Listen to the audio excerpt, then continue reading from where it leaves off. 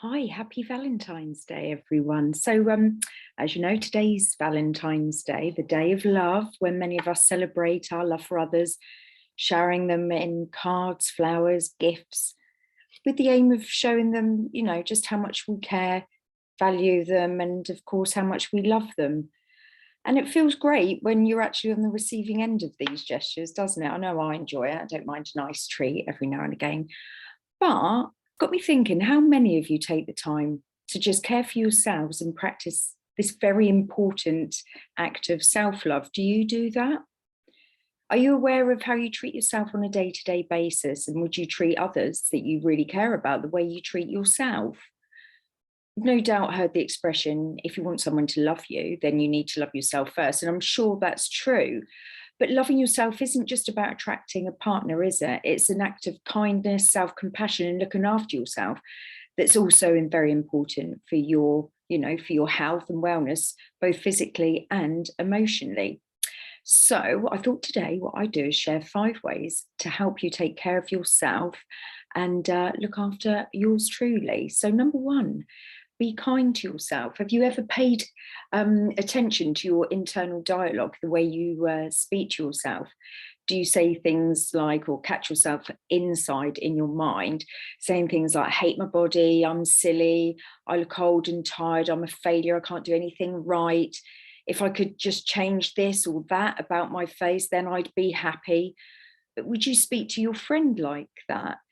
Do you sometimes also hear yourself saying things like, they don't like me, I won't get the job, I'm sure they think I'm not good at this anyway, and if they knew me, they wouldn't like me, if they knew me deep down. So ask yourself, is it true? Do you have any evidence of those things, or is it just idle chatter in your mind? When you observe your internal chatter and catch yourself speaking in this negative manner, stop yourself and instead try to reassure yourself and say more positive things. Also, think about the negative way and the way you speak to others and the negative ways that you think about others. You can't change other people, so stop blaming them for your current circumstances. No one is responsible for your happiness. Blame, resentment, and animosity only fester and create tension within us.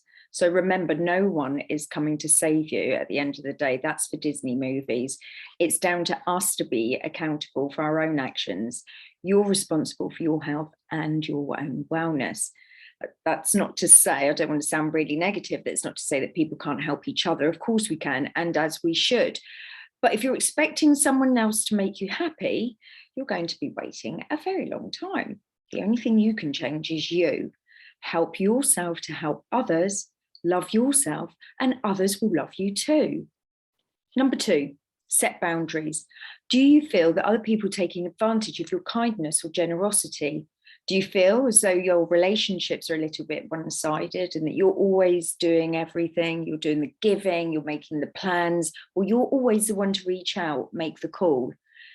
Do you walk away from spending time with certain people, feeling tired and drained and exhausted? If so, it's important to learn to set boundaries. Say no at times, don't overcommit yourself, and things like that. If you're spending money on people all the time and you really can't afford it, it's time to stop. Number three, allocate some time to you each day, some me time. Set a little bit of time each day to restore, replenish, and just be you.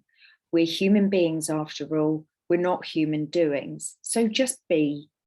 You don't have to meditate as such. You could just sit in silence. You could just gaze out into the garden if you've got one, lie down and listen to an audio book of your choice, have a hot bath, put candles around it, put some Epsom salts in it, essential oils, get a nice body oil and give yourself a nice gentle massage.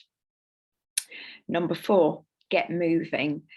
Exercise is good for your body and your mind, and we've all heard healthy body, healthy mind, but for very good reason.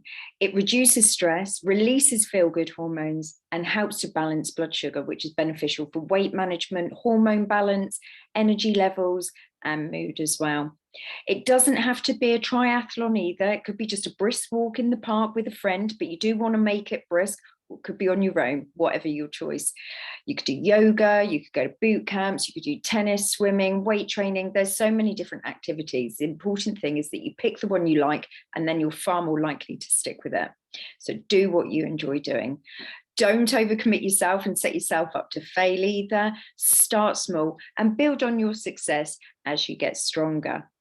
Finally, number 5, and of course, obviously being a nutritional therapist, I'm going to talk about nourishment and how you can nourish yourself. So are you currently eating a diet or drinking? Do your current eating and drinking habits serve you? Do you have boundless energy? Do you eat real food? Do you hydrate yourself? Do you feel really healthy? Or do you feel tired, have low mood or anxiety, and rely on sugar and stimulants to keep you going? Do you currently consume high amounts of processed food, ready meals, or takeaways? Do you drink too much alcohol, feel rubbish for days afterwards, and end up craving loads of carbs and eating rubbish for days afterwards to get yourself better about 5 days later, and then start the whole cycle off again the following weekend? Do you want to change? Do you want to create new daily habits and develop a kinder way to nourish your body and support your long-term health? If so, click the link above and I will treat you to a free 30-minute health evaluation, and you can start the journey today. How's that? See you there.